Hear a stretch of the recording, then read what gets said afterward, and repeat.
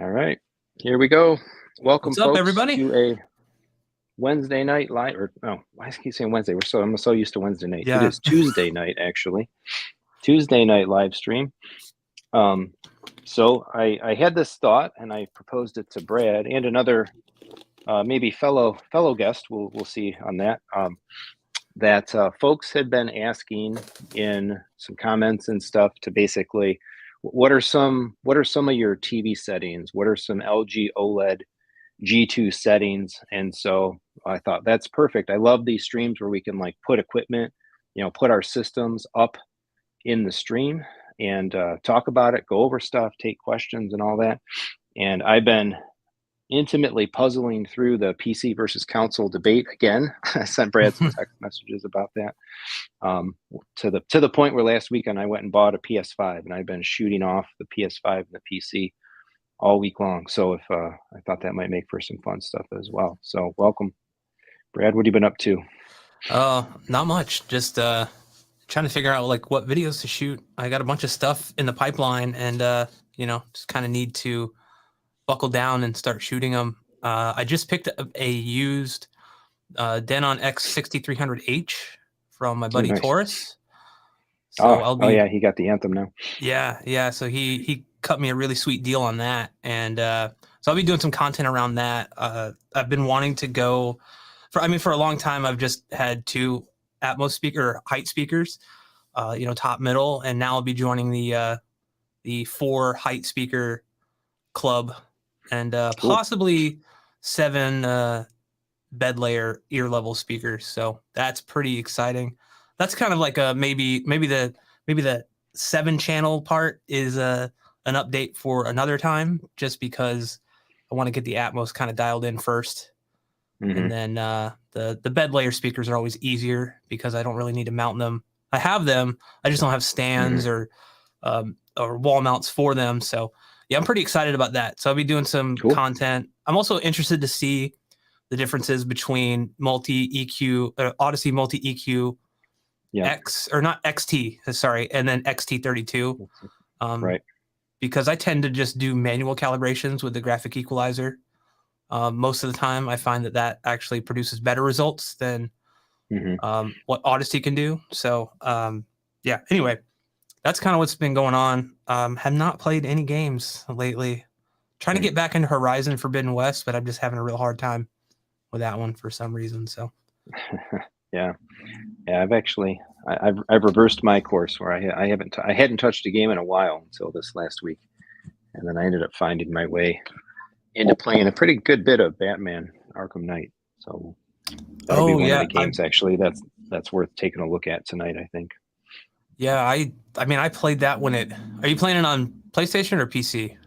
So to bury the lead, I've definitely been feeling my pendulum of feeling drawn to wanting to go back to the PlayStation and go back to console. I have swung, I think, pretty soundly this week back to the fact that and another reason that we needed to kind of do this stream tonight is I really don't have any other time this week to do it, and I feel pretty sure that makes even any sense to say pretty sure. I'm absolutely positive, perhaps, that the PlayStation will be returned to Best Buy this week. So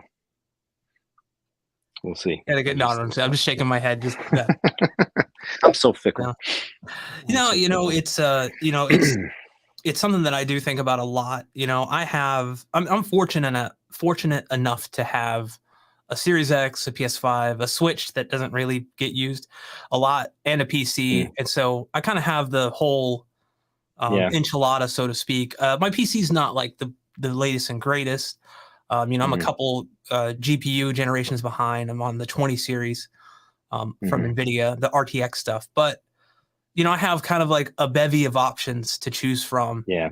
And I tend to stick with console mainly just for the convenience of, just turning it on and starting the game. But, as you've actually talked about through text and stuff, some of these PC ports that are coming out recently have left a lot to be desired, to lack of a better term, kind of, broken in many ways.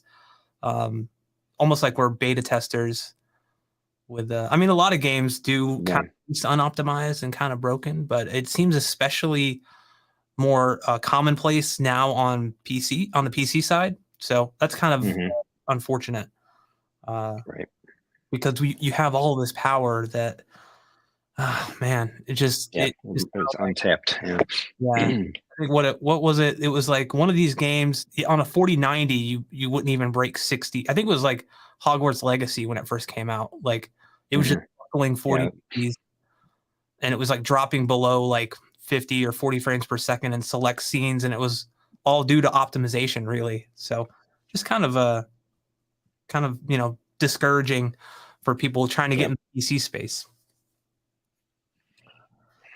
Yeah. Yeah. We'll dig into that some more. I think probably as we go. I do Can want to we throw? say, Oh I yeah, know hit that, that. Yep. yeah, you can. I was gonna say, I know we're kind of, I don't know, we didn't decide who was emceeing or hosting this, so we're just kind of all over the place right now. But yeah, no, if you have a question, put a capital Q in the front so we can easily see it. I'm on the laptop here, so I'm gonna try to mark things as we go along, and then we'll kind of break discussion sometimes to answer questions, kind of like we normally do.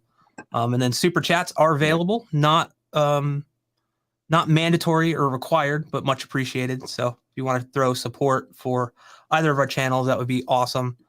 Yep. We appreciate you Much guys just appreciated. coming and hanging out with us. So yeah, We are where do live you on want to? both. Well, let me say two more things. So I was positioning for us to have a third participant tonight, all about TKK. Kenneth was over, and I gave the other week. I gave him some demos, and we shot some content. I had been chatting with him about perhaps joining us because this type of stuff, the OLEDs, the TVs, the settings, the gaming, particularly the high end PC gaming and stuff, is right up his alley. But I think he proved to be unavailable, Hmm. unfortunately. So I know I did in the comments and in my postings, and I think even on the thumbnail, I had advertised him, but I was not able to get a confirmation of his availability. So if anybody was hoping to see him tonight, hope maybe in a future collab, or if he does turn up, we can always add him, Yeah. hopefully on the fly, and we will go there. And I'll just comment as well, just to give folks fair warning. I might be a little punchy. I am like smoked tired today. I was up at, I know, cry me a river, but I had an all-day work conference today, so I've been on my feet talking to customers. We had a bar visit after work. I knew I'd put this thing in at 9 o'clock tonight and be like dreading it by the time I got home after 8. But I'm like, no, we got to do it because, again, this PS5 is probably short-lived here, and hey, we got to hit this stuff while it's topical. Yeah. So what's the right? This is the right one. Let's do that. Yeah. Okay, so this was my vision for tonight. So a little dark on my side here. I don't want to turn all the lights on to make me look good. I would rather have the TV look better.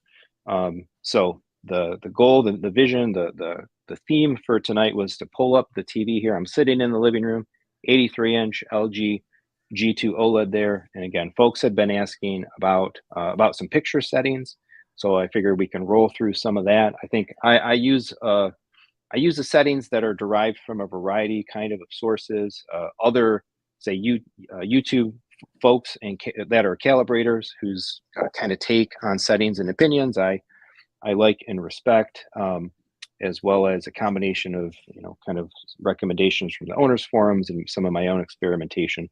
So yeah, so we'll do this, and then again we'll kind of like shoot off a bit on the PlayStation and the PC. So if anybody has specific questions about the TV, something that you want to see, maybe why something is set the way it is. If you've got another suggestion, you too, Brad, as well. If I've got Oh something yeah. I'm wrong gonna tell here, you if you're here, wrong or not. call it out. Let's No, fix I'm it. just kidding.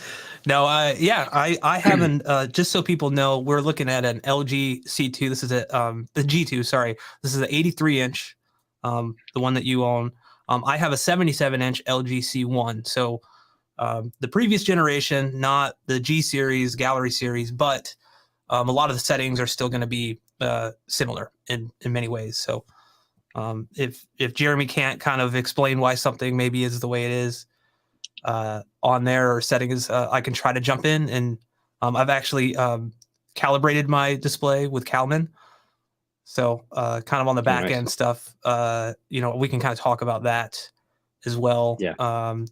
In terms I have of not done anything like that on mine. So you just kind of have done like I don't want to call it an eyeball calibration, but like, you maybe threw out some test patterns and made sure that things were, sharpness wasn't set too high and things like that. Right. Okay. So this is the Apple. So this is Apple TV 4K 2022 model. And I did recently do a video talking about kind of my preferred or my current general audio and video settings for the Apple TV. The long story short of that is it boils down to kind of like 4K SDR for menus and normal operations. Use the match color, match frame rate, and let the Apple TV kind of switch things over when you go into HDR. So here's what I've got, I guess, for the kind of the stock video settings on the LG. So I stick to cinema. Now we've got aspect ratios, original, and I generally have seen the recommendation, I think, for just scanned to be on. If I recall correctly, that makes it so that sometime, or by default, like won't the LG will like slightly zoom up the picture a bit. Yeah, it has a slight amount of overscan. Yeah. So like you're missing out on some of the picture information on the outsides, and just scan, make sure that you're basically getting pixel to pixel mapping perfectly. So 1-to-1. So it prevents any type of scaling, which can affect picture quality. But more so, it's just you want to make sure you're getting the full frame. Yeah. Yep. I think they kind of do that too. Like if you have the radial settings, or right, if it's moving the or maybe I'm conflating some settings, but there's the pixel orbiter, right? You can disable that, but you want to overscan a little bit for there because you are shifting pixel space around. There go the cats across the screen. Oh, yeah. I just saw it. I was like, little let's see if we can make this screen bigger because it's a little. How are we doing this here? I don't know. Oh, I think I just changed it. Yeah, it was the screen was really hard to see. I was trying to make it bigger here. I think it's this one. Yeah. Yeah, I was trying to see. Yeah, okay, that's the one that you got. Yeah, I chose the one just because it was a little hard to see. I was trying to make sure that people could see it there. The one with the little guy in the bottom left. It says second from the right. This one? Oh, that's all vertical. That'll work. Yeah. Yeah, we're going bright. Yeah, well, this is fine. This is fine. It's a little compressed, so it's hard to see. So we're gonna try to. Yeah, hopefully, if you're watching on a phone, it might be a little hard to see the screen. If you on a bigger screen, I think it's readable. I mean, we could put the LG screen full screen, but then they wouldn't get to see our pretty faces talking to. Yeah, I know. That's what we really want, right? All right. So let's run down here a little more. So advanced settings, brightness. Now, I don't know, any OLED pixel brightness. Most of this is really defaults, quite honestly. And I generally turn off the bulk of the auto picture, auto this, auto that. Yeah, yeah. Things like peak. This is SDR right now, so peak brightness, things like that are off. I saw plenty of recommendations for BT 1886 over the other options on the OLEDs. That's the recommended setting. That's actually what I calibrated in with Calman as well.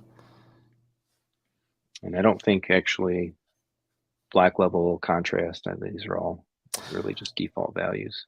Yeah, I think I'm trying to remember what OLED pixel brightness I settled on for the calibration. I think it was something like, I don't know, it was something low because I targeted 120 nits for standard dynamic range for stuff. So I can't remember, but that's just highly, like, that's going to depend, on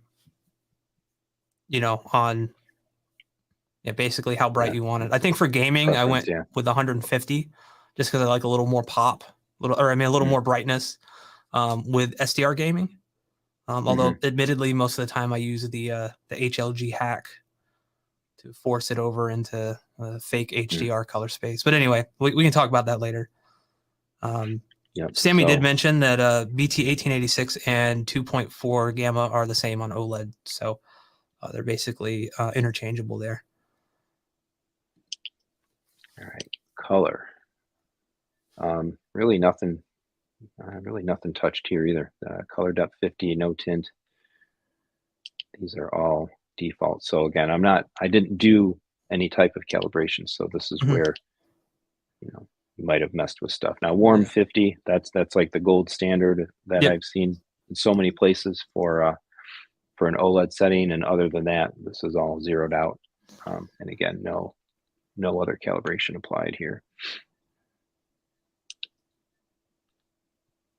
Let's go back one more. Clarity. So here's where you can play a little bit. I need to actually remember the derivation of where some of these settings come from. Now sharpness 0 versus 10. Now not all TVs are created equal in their sharpness settings. I've basically taken these from a combination of recommended sources, and to me they felt fine. I don't recall though, actually, quite honestly, if sharpness 10 was the off setting effectively, or that's like minimally past some threshold. Someone in the comments may correct me if I'm wrong.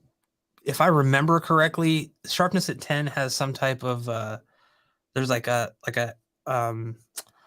anti-aliasing filter or something along those lines, where it's like, I'll be honest, I've checked between 0 and 10 and I can't see a difference, so I just left it at 10. Instead of having to go through every picture mode and drop it down to 0, right? But I mean, 0 didn't look bad either. But I think I know you're probably going to talk about super resolution here, so I'll let you kind of dive into that, and then we'll. So I have that off for video, but on the Nintendo Switch, man, I think this is a killer setting. Yeah. A lot of times for certain games that are like maybe just 1080p, I will actually use the super resolution on that. And I use it on the Switch and I use it on something else. At this time, I can't recall what it was, but it made an appreciable difference. But you have to bring sharpness up a bit for it to really, like I found around 20 to 25 for sharpness, and then adjusting super resolution from there really made a difference. So that's something to keep in mind. The thing about it, like when I was kind of doing the research that led me to arriving at a variety of these settings, was kind of like LG has like some hidden magic in a lot of them. Like your comment about, right, the sharpness 10 thing, like something intricate happens in the processing of the TV at sharpness 10 that you don't get at sharpness 0. And the same idea with like the super resolution. If you have super resolution on, but you have your sharpness below a threshold, you're not actually benefiting like equally from super resolution. So, and I haven't watched a lot of the new models, like the 2023 G3, stream of content that's being put out there now by a lot of the TV folks, but just looking at video titles and some of the other stuff I've seen, it feels like there's even a little bit more of that perhaps this year, which is like getting the right combination of settings at the right levels and thresholds to actually turn on, or turn off the things that you actually want kind of on and off. So just other settings here, smooth gradation, something again that I think I've seen recommended in a number of places, setting that to low. And then on the motion settings, I do user and I do a little bit of dejutter. One of the, I call it a deficiency, I guess might be fair, but coming from the Sony X900H to this OLED, I definitely could perceive a difference in the motion processing, in that I never felt a need to engage any type of motion enhancement, dejutter, anything like that, with my prior Sony panel. But my wife and I, the first couple times we sat down to watch content on this, and there was like, a long panning shot, something like that, we both looked at each other and it's like, oh wow, it's like, it's very, very different than the Sony. So I played around with this setting a little bit. I think this is often to taste just maybe how much de-judder you might apply, and I find that I'm pretty comfortable now at 2, adjusted Yeah. at 2. I think I find settled that to it. be I think I settled on 1, but Hmm. most of the time I think I have it off. Yeah. But yeah, it basically, you know, if for people that aren't aware of what that does, it's basically this. It's the soap opera effect. Yeah. So like the higher Yep. you go, the kind of smoother things appear. With 1, it's not really doing much. You are increasing the motion resolution slightly by each time you tick it up. But there becomes a point where you're not only getting that kind of smooth, like soap opera look, but you're also like you're also starting to introduce some artifacting around certain objects sometimes. The higher you go, so with like 1, 2, or 3, normally you won't get any. So, but most of the time, I just find that I turn it off. I think for certain displays or certain picture settings or color spaces, that stuff is like you can't enable that at all. So I think Yes. 444, like you can't, like you're locked out of a lot of different settings. So some of these settings that you have available here might not be available if you're looking at like a console or something like that. Yep. Yeah, and other combinations of settings as well. Yep. So that's SDR picture modes basically for video. Now I run the same set of SDR, and we'll see. I'll kick it into HDR. Maybe we'll look at Dolby Vision as well. I do run the same settings on both this input and the Kaleidoscape input. So I don't think we'll actually pull up the Kaleidoscape per se tonight. Actually, I don't even have the Kaleidoscape connected. There's only, unfortunately, 4 inputs on these TVs nowadays. But so the good thing is, I'm sorry, I don't mean to interrupt. There's all HDMI 2.1 inputs on the LGs, whereas a lot of other TVs are only still only shipping with 2. It's like, come on, guys. Yeah, that's ridiculous. So right now it's Apple TV. I got the Apple TV, the Switch, the PC, and the PlayStation are kind of the 4 operative sources connected. I do want to show this really quick before we go through some other picture modes, because I know folks have asked about this. Now, my setup is very particular.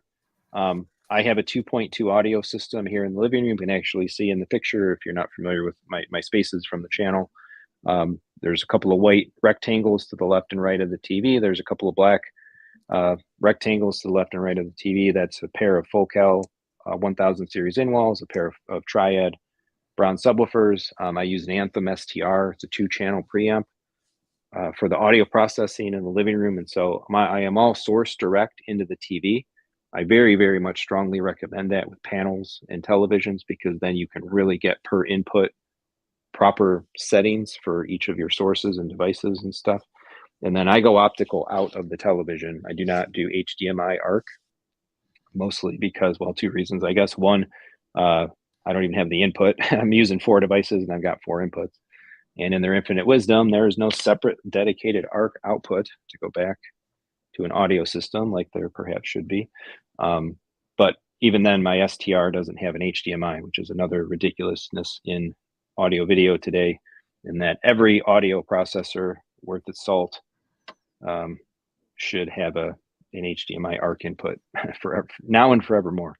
But mine doesn't. So I go optical out, and because of that, it's a 2-channel system anyway. I'm not losing any fidelity, but I do I do allow my sources, specifically in this case the Apple TV, to output Dolby Atmos to the television, which sounds kind of goofy. And I made some videos about this. Like, why would you send a Dolby Atmos signal to the television so it could decode it down to 2-channel? Well, the TV should be, I think, decoding all of that Atmos stuff and putting all of those sounds basically into 2 lossless PCM channels. That's a lossy Atmos, losslessly, not losing anything extra to get turned into PCM to get sent down to the SDR for processing.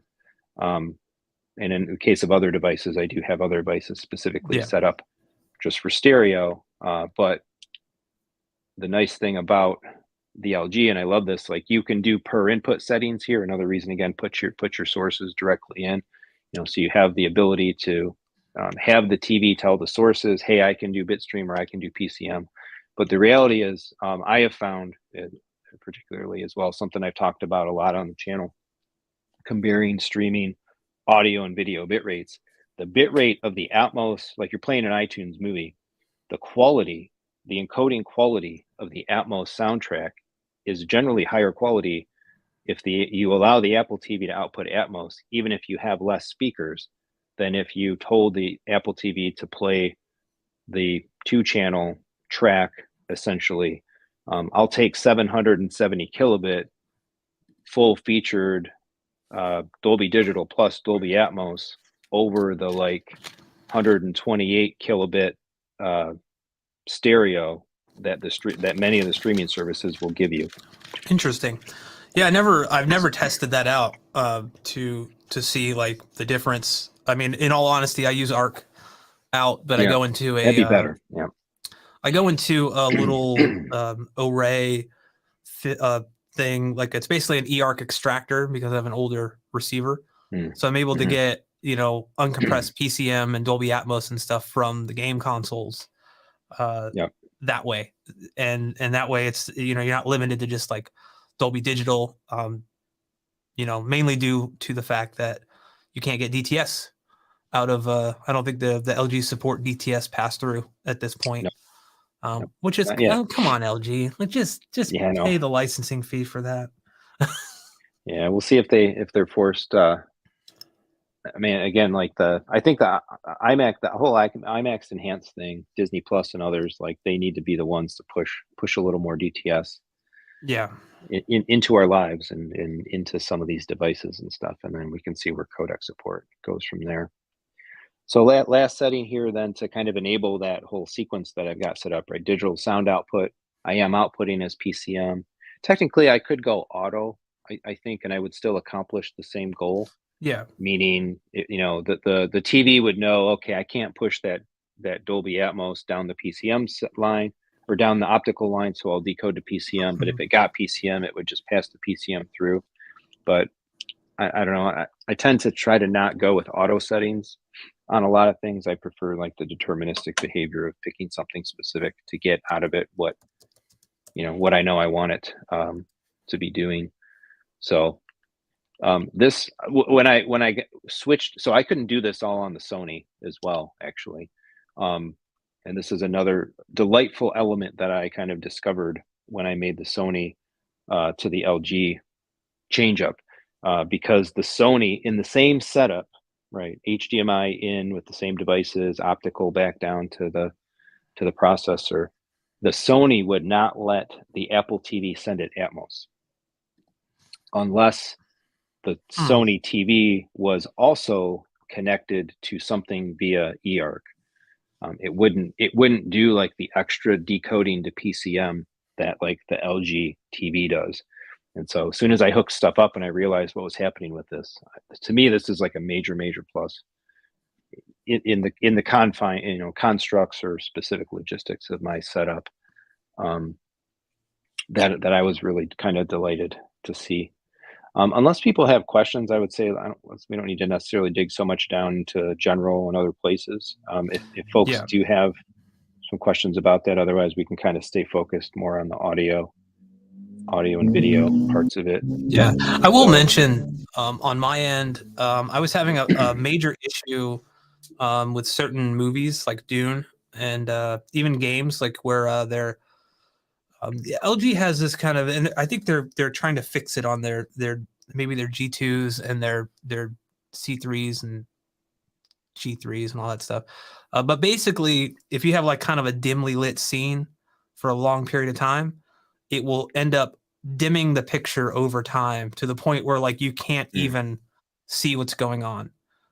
It's like their algorithm. It's intended to do that to prevent the panel like on brighter scenes from like static things from burning in. However, it's a little too kind of overreaching. And so I actually went into the service menu and disabled those two settings, a TBC and GSR.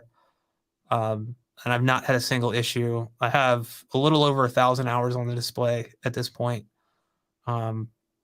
Yeah, I just wanted to mention that. I think some of the newer ones there have been reports that the newer firmwares don't have that on the at least the C2 and G2 and then the G3 and there's so many all of these letters and numbers together right now. Yeah. But yeah, that's something I wanted to mention. It does technically void your warranty. So Mm. do that at your own Yep. risk if you do it. Tread carefully. Tread carefully, yes. I have not done any service menu tweaks on the set, but in general settings, I do have pretty much all of all of the panel protection stuff turned off. Yeah. Is disabling as much whatever auto dimming, the orbital stuff, and all that as I can. All right, so here's Dolby Vision. All right, I just fired up. This is the new avatar. I just did the streaming quality face off of this not too long ago, last week or whatever. So Apple TV, 4K again, playing in the iTunes app, 4K, Dolby Vision. I'm opting for, basically that we have in the LG, we have the Dolby Vision Cinema essentially as a base, but it automatically kind of kicks you into its own Dolby Vision mode. Aspect ratio settings, no different here, right? It's just really a couple of other things change, really mostly automatic, which is pixel brightness and contrast getting pegged up there, peak brightness going high. Those things happen by default in the DV and the HDR modes. And now we've got a couple of other things, particularly for Dolby Vision, I think more than HDR10, but disabled, that we could modify in the SDR modes. So gamma is what it is, video range, and so on here. So I don't think this is any adjustment technically from the default. Yeah, they see your cat just jump down. I'm like, I'm done. Yeah, with Dolby Vision, it's kind of like, they do all of their stuff kind of behind the scenes in software. So I know when you do like a full calibration with Calvin, you actually measure the maximum peak brightness and you input that value into the display. So it's doing all of its tone mapping like under the hood essentially. Whereas like with HDR, you have HDR10, you have the ability to change between dynamic tone mapping on and then off, and then which off is still technically tone mapped, right? But technically the correct setting as well, which is off. Dynamic tone mapping is typically not recommended for accurate picture, but if you like it, you like it. That's why you buy your set, But with Dolby Vision, you're just kind of limited to it's just whatever the display wants to do. But I've always found Dolby Vision to look very, very good on the LGs.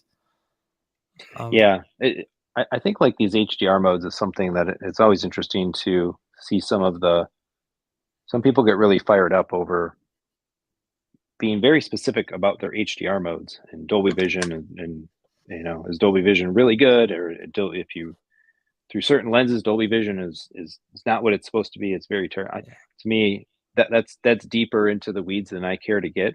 I just enjoy it. Like I don't split hairs, and I think Julius actually had this question. Yep. Yeah, is Dolby Vision superior to HDR10? My general answer to that is I don't know, and I don't really care, honestly. Yeah.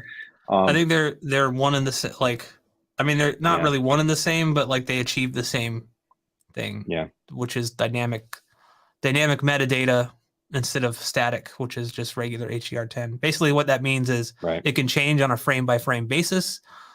If that's the choice given, whereas like HDR10 is just,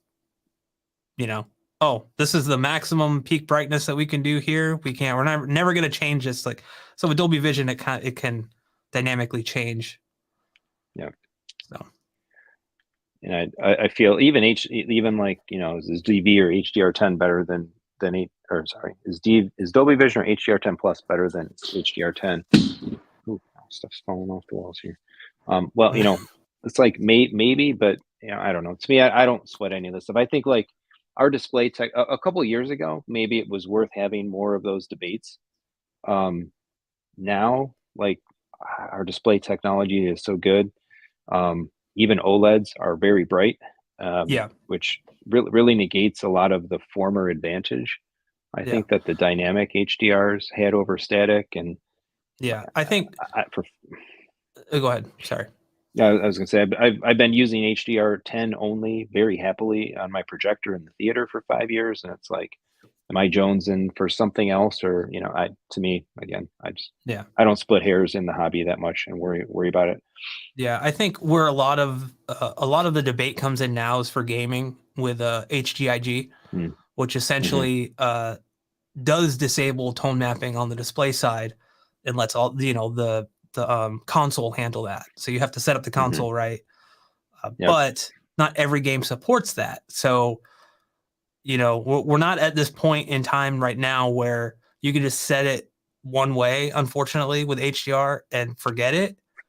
hmm It's like, okay, it's like on a per game basis. Essentially, is what I've kind of come to find.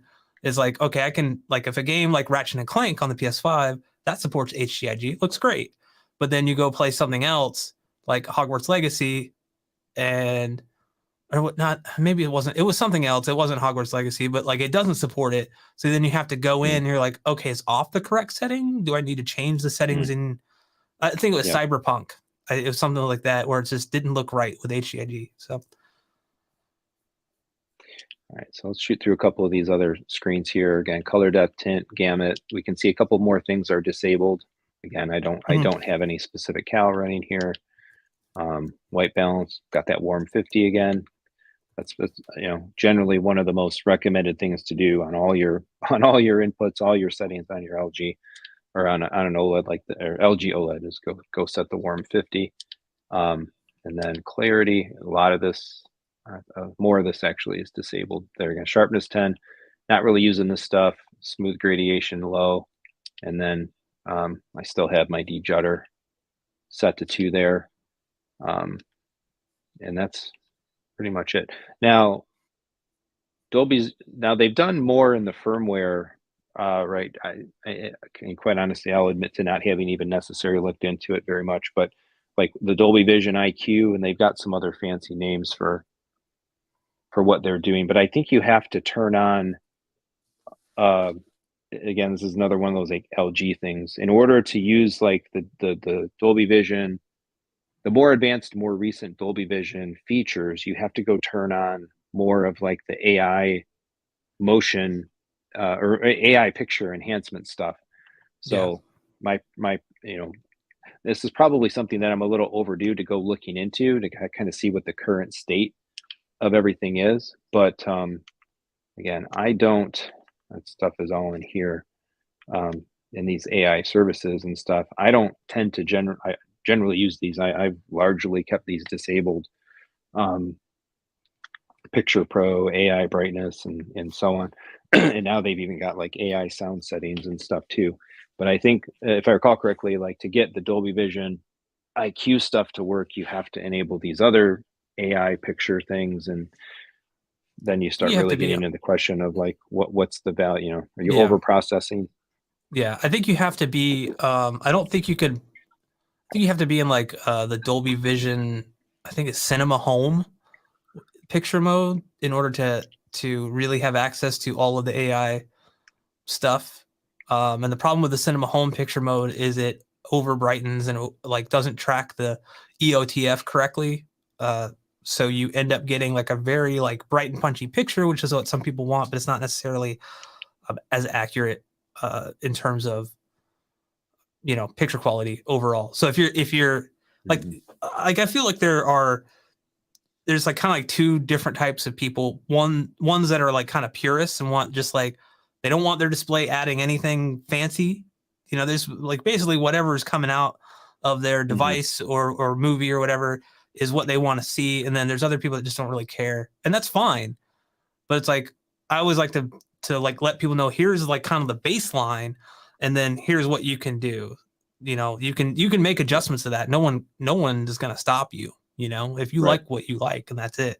But I feel like you're Yep. after an accurate picture, here's technically what should be, you know. I don't know where I'm going with that. I'm just going to end No, abruptly I'm there with you. and let you. No, so I mean, I think that speaks to the kind of final statement of this with regards to like the Apple TV settings, Yeah. is ultimately this combination of settings, I feel, is that it's like it's the core basic, pretty simplistic, you know, baseline kind of stuff. So that's that really, and like, you know, HDR is pretty much just a similar shoot of Dolby Vision. So I don't think we need to probably even bother pulling that up separately. Yeah. Julius says, since I buy Samsung, I was wondering, was I missing out by Samsung not investing in Dolby Vision? So Yeah, I'm of the opinion that as a consumer, I just want my device to like work with everything that I want to throw out. I don't want to like bring it, or I don't want the device to like not support something and then me want that one day or want that capability. So that's personally why I don't buy Samsung. I mean, there's more reasons than that, but that's kind of the main reason. Is I just want Dolby Vision. Just give it to me. I don't like Jeremy and I were talking about. We can get into kind of like the semantics of it, but you know, my goal is like I just want my display to support everything. Just like I want my receiver to support as many formats as possible. You know, Oro 3D. You know, throw it in there. Sure, I might not use it, but I'd rather have that capability than not need it, or you know what I mean? Like, so that's my stance on it. I'm not saying like everyone should share that stance, but that's just kind of where I've always kind of viewed things. I've never gone to just straight up, you know, this is the only way to do stuff. It's like, no, you know, that's what I want out of my stuff. Yep. And I agree, Ike, 100%. Samsung needs to stop being stubborn and give us Dolby Vision. Yeah, just do it, man. Just do it.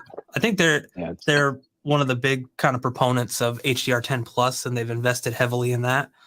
So it's kind of like their baby, but yeah. All right, I had to walk over to the closet there quick because I had neglected to grab the Switch controller. Oh, so let's spend just a few quick minutes on this one. So there's a couple of slight variations here. This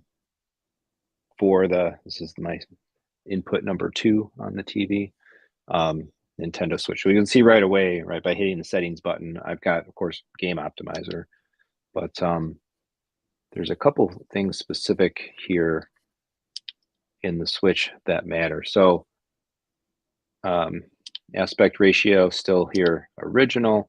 Can't change the just scan. I think that's got to be because of the Game Optimizer or something else.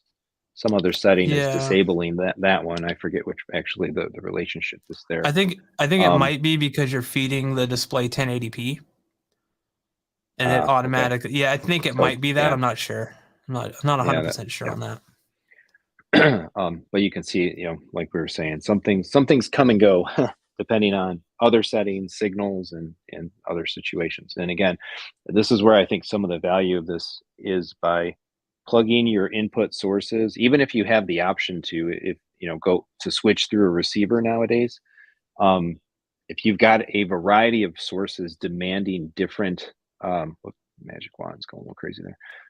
You got different sources demanding different sets of inputs. To me, like this is as a very pragmatic home theater enthusiast, I just don't want to screw with stuff. Like I don't want to be switching stuff through a receiver to one input of the TV, and then I've got to either remember or manually change stuff and like be changing settings when I change a device. Now, at least I have the advantage that I've got a Control 4 system, and I could do some things automatically programmed in there.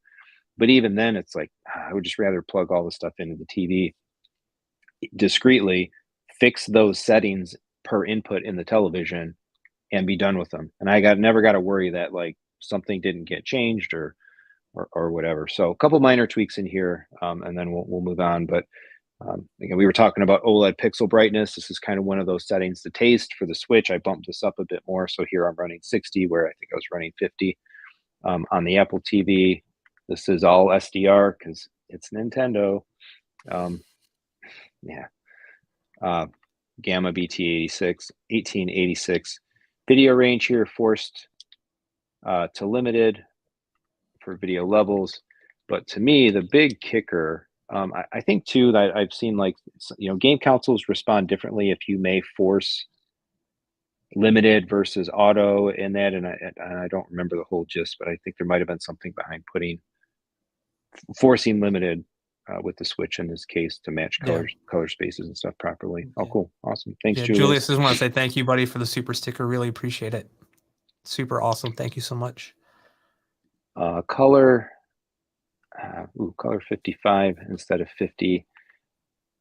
I honestly can't even remember the Yeah, I think rationale if you're behind in that. game It optimizer goes to mode, that 55. defaults That's to okay. 55 for color. Yep. The only time I've ever changed it is when doing the calibration. Because like whatever, like basically I was doing everything remotely through the laptop with basically I'm not gonna get into like the whole Calvin workflow right now because it's a lot, but yeah. Warm 50 again, but here we go. So this is it. This is what makes gaming on a Switch, to me, like on the LG, really More enjoyable. transformative. Yeah, very much more enjoyable. It turns something that looks like trash into something that's like at least like shiny trash, clearer trash. Clearer trash. I want to be able to see the jagged edges better in Zelda than of my trash. Of my trash. Someday we'll get a 4K Nintendo console, right? Or maybe they'll go this. Maybe they'll finally go the Sega route, accept their fate, and make games for other platforms.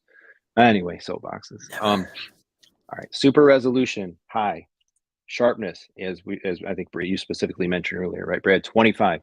So you got to have sharpness up in order for super resolution to do its thing. Still got smooth gradation low there. No true motion here, because again, this is a gaming input. It is not a video input, so we don't care. We don't want any kind of motion enhancement, etc. Whatever. There's no de-judder. We're running 60 FPS. Have you ever considered or tried the OLED Motion Pro, which is the their why can't I think of the term for it? Basically, it's like a form of backlight strobing. Yeah, that stuff. Every time I've tried to turn that stuff on, like it kills me. I get a headache pretty much instantly because of the flashing. And I've tried, like, yes, it does look better when you're like moving around. Like I mean, and by better, I mean like the motion resolution is better. Like it's just sharper, like in motion. But it's at the expense of like this flicker that I've tried to give myself like 30 minutes to get used to it. Man, it's a no-go for me. Like it's cool that they have that as an option, because I know that a lot of people rave about it, and that it kind of replicates a bit like what like gaming on a CRT is like. But for me, it's like the flicker, especially like in HDR, like it's completely unusable because it just kills the brightness, which is the opposite of what you want with HDR. With SDR, it's a little better because you can like up the pixel brightness and kind of compensate for it. But I was just curious if you'd ever played around with that. Yeah, I have, and every time I've ever turned that stuff on to check it out, like I have instantly disabled it. I can't do it at all. I'm done. This might not probably resolve too well through the stream, but I'm just going to go ahead and load this really quick. Let's load 3D Mario World. Yeah. I mean, I'll be honest, like on my end, I kind of can't see much due to compression. Okay. Like even like on the menus, like I was relying on you telling me what it was. Oh, all right. Yeah. So looking in StreamYard, like I can, depending on unless it gets blown out, I can see it pretty good. Okay. So maybe it's just on my but end. Yeah, some of this is a little take our word for it. But I guess the only thing I'll comment then is, ultimately moving from the Sony, and maybe I wasn't taking good enough advantage of some of the similar Sony processing enhancements or whatever that might have been available to make the Switch look better. But to me, like going to the LG and turning on the super resolution using some of these features was very transformatively a significant improvement to the better. for a console that is still unfortunately stuck in a low power 1080p world. I mean, let's be honest. So. Is it really 1080p most of the time? Yeah, right. Sub 1080p. Sub 1080p. Yeah. Switch. At this point, we even need a Switch Pro. We need like a Switch Triple Pro. I mean, Nintendo's probably going to claim this stream as their own anyway. So, I kid. Yeah, they're gonna take Julius's sticker away. Oh, yeah. That's our money. All right. Well, maybe we should hit the stars before we segue forward. Yeah, we got a few. We got 5. Let me go over here. I was just looking. Somebody had a question I wanted to see. So Julius, we'll start at the beginning here. Julius asks, I'm a Samsung person, but was wondering if Samsung's new OLED is as good as LG's. I haven't looked much at their new, I don't even know the model number. Man, I'm out of it. I'm losing it. Have you done any research, Jeremy? No, I mean, I paid a little more attention last year with the QD OLEDs and that kind of stuff.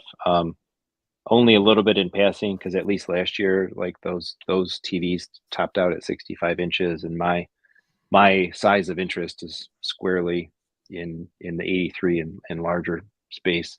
Yeah. This year, we got QDs and some of the Samsung OLEDs and stuff like that at 77, still not 83. I think to me, like watching a lot of TV content from other folks that like FOMO and other channels, Brian's channel and whatever, that had a lot of these TVs come through their hands, like nothing to me ever felt operatively really that bad anymore. And, there's a couple of nuances to me between like maybe Samsung, Sony, and LG, but it's almost like you can't go really wrong anymore. In a choice, in some cases boils down to just, those very specific nuances. The fact that Samsung doesn't do DV might be the breaking factor, or the fact that LG has, a little bit more gaming pedigree, and if you've got a PC, they're the one that has real NVIDIA G-Sync. Stuff like that makes a bigger determination, I think. Ultimately, I wouldn't sweat too much now the difference between these brands. Even Sony this year now has at least something of a game bar. That was more of a differentiating factor in the past, and they at least finally did something in that area. Yeah, I'm not sure of the because we talked about this or mentioned it briefly earlier. The amount of HDMI 2.1 inputs is also something that could be a difference. Yeah. So with LG's displays, they're all HDMI 2.1. I think even the newer Sonys only have the 2, I believe. But I'm not sure how that is on the Samsungs. I think that's right.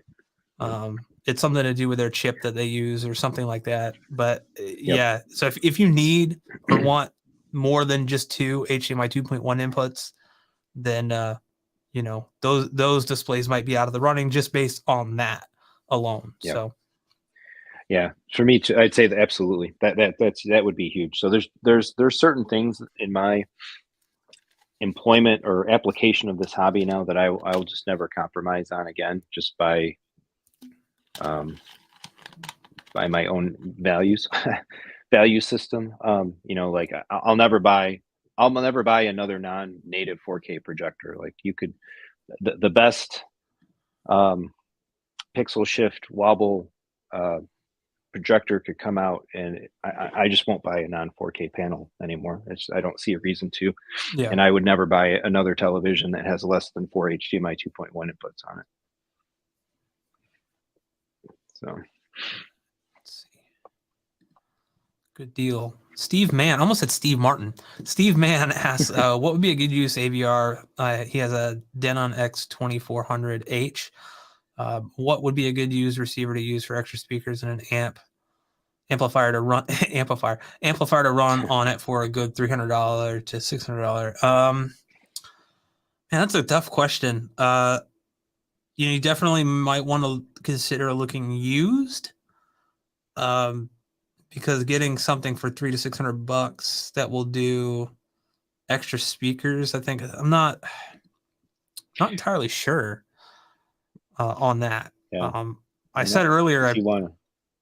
what's that? Yeah, go ahead. Sorry. Go ahead. Finish your thought. No. I was just gonna say earlier. I mean, I got a good deal on a used receiver just because I have a friend who was like, I want to help you out, and you know, I'm gonna cut you an even sweeter deal than than what you can buy it for used anywhere. So Mm-hmm.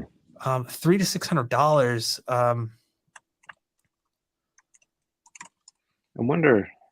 I'm doing a quick search here. Yeah. Even I was wondering like a third. What is accessories for less? So when somebody mentions maybe buying a used receiver, I instantly go to accessories for less. I bought refurb equipment from them in the past. I bought other actually non-refurb equipment from them too. Always been very happy with the site and their prices. I was curious what a 3700H might cost, but it's still it's $999.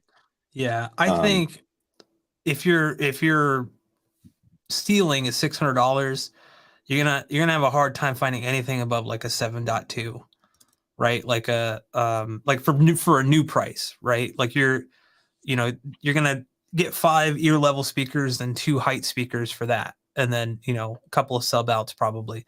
But like if you're yeah, looking for like 7 ear level speakers and 4 heights, I don't think you're gonna find that for $600 at yeah, all. Um, thousand, yeah, yeah, $1,000, 3700H or something like that. Even I just did it, just accessories for less here. I capped it at like $800 and sorted by yeah, price.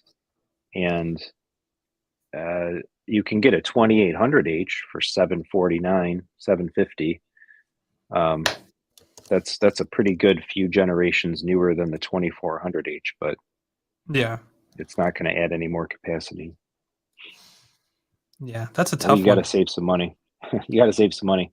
Yeah, yeah, Wait another couple months and get that yeah. Look, 3700 or you something. know, yeah. Look for used stuff. If you can. If you don't mind, go like if you don't need kind of the latest and greatest HDMI 2.1 features, just make sure you're buying it from someone Yeah. either or from like a reputable like reseller that maybe offers renewed products, because who knows how someone treated their equipment. You know, Mm-hmm. the 6300H that I bought is quite a few generations old, but it was only used mainly for the processing side, but to drive the overhead Atmos speakers, or the Mm-hmm. overheads. So not a lot was put onto that amp or on the amps overall. So I might be end up I kind of want to go separates at some point anyway. So I'll just end up using Yeah. a pre-outs when I go down that road. But yeah, that's a hard one. That's a hard one. $600 is kind of, in my opinion, Yeah. not really enough. Yep. Like you said, save some money and Mm-hmm. maybe try to get something, um, a little newer that has more channel capacity. Yep. Let's see. Amit asks, would a Lumagen be any benefit for an OLED? That is something that you So could answer. I have an opinion, but yeah, I've never used the Lumagen. So I I know like some of the I think Mad VR. I've heard more in the Mad VR realm to say like, oh, like you could still really benefit your flat panel with the Mad VR.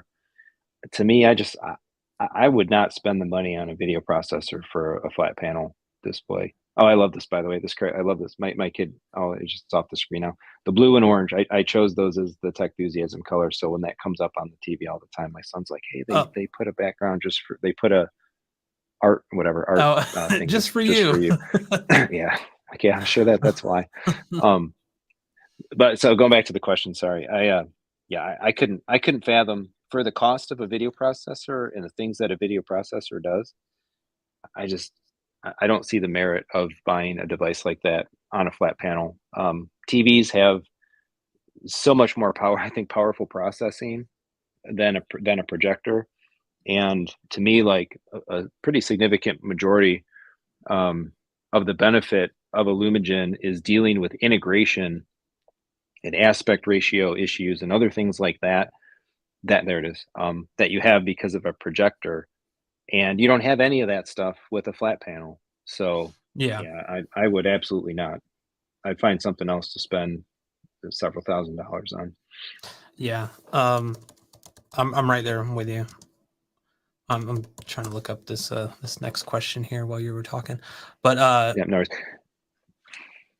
yeah, Some folks might say that it'll get you better tone mapping, but God, that's a lot of money to spend just for better tone mapping on a flat panel that already has really good HDR processing to begin yeah, with. yeah, for sure. It's that's weird that some of the sites don't have the same. I love it. Yeah, I feel like, if you could spend the money on something else at that price, Yeah, for that yeah, screen yeah, size, Lumigens and things like that. I mean, they have, a certain subset of features that can benefit something like an OLED or any type of flat panel, but really, a lot of their strengths and stuff come from how they deal with projectors and tone mapping of HDR and stuff, because that's something that most projectors definitely need. Is tone mapping for HDR. Some have really good built-in tone mapping, others don't. So, but then you have your screen masking, your subtitle stuff, all of that stuff with Lumigen that really benefits you there. But for something, I don't know, when you spend more money on the processor than you do on the display, I don't know if that's yeah, really maybe the wisest yeah. investment, in my opinion. Right. Travis made a joke there. But topically speaking, actually, I would say, if you're going to drop 10K plus on a Mad VR to put it on an OLED, go buy the Kaleidoscape instead. You get way Yeah, more mileage. You get yeah. way more mileage on a nice big OLED out of a Kaleidoscape than a video processor. And I'm going to say something kind of maybe controversial, but I'm just going to say it like it is. If don't it, don't game do a video processor, please don't do it. I know Lumigen has like a game mode, but if you care Yeah, about input latency at all, it's going to add latency to your stuff. Um, and depending on who you are, you might notice it more than the next person. Uh, but like, the big thing with like a lot of the OLEDs, especially too, is like, they're kind of instant response, right? And like, their the ability to change I can't even talk, to change pixels on an instant. It limits the amount of input lag on the control side.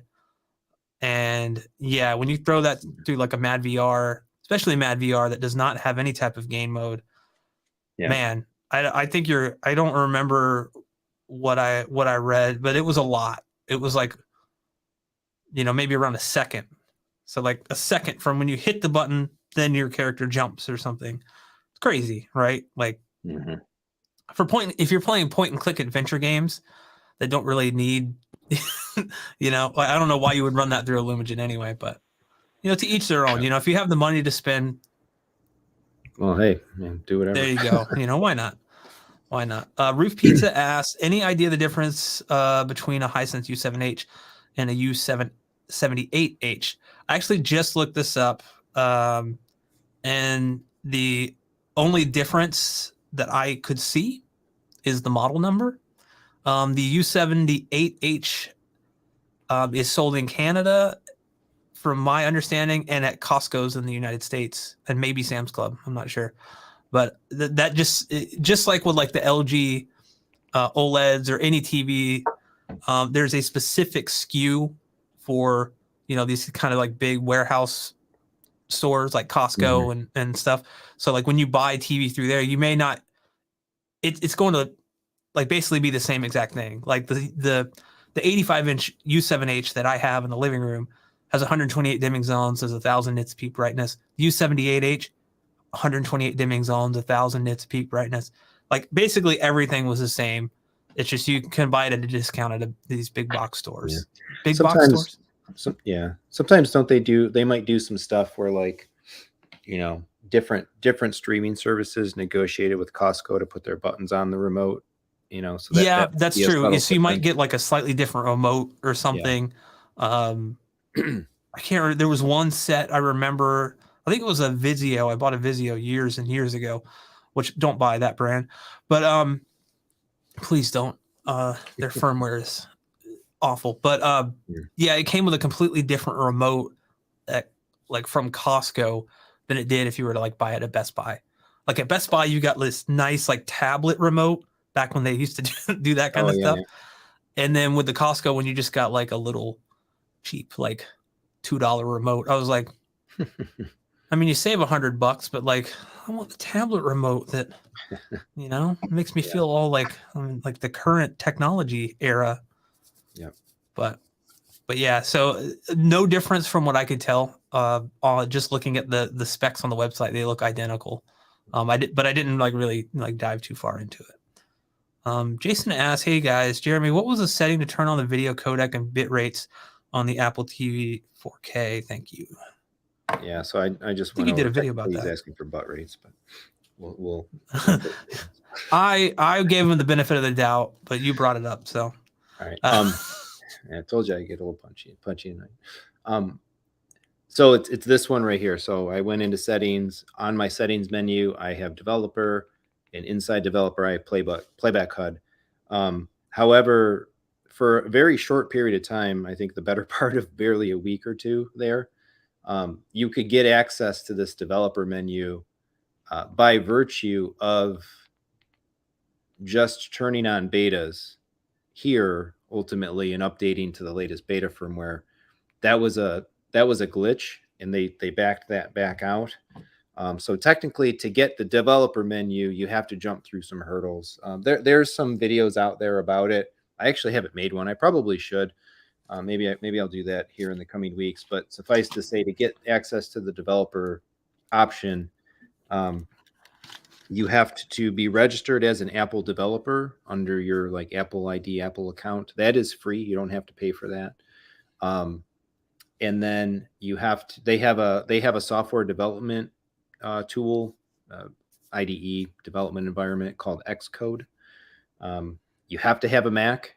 Xcode, you can only develop for Macs and Apple devices on Macs in that Xcode software. So on a Mac computer, MacBook,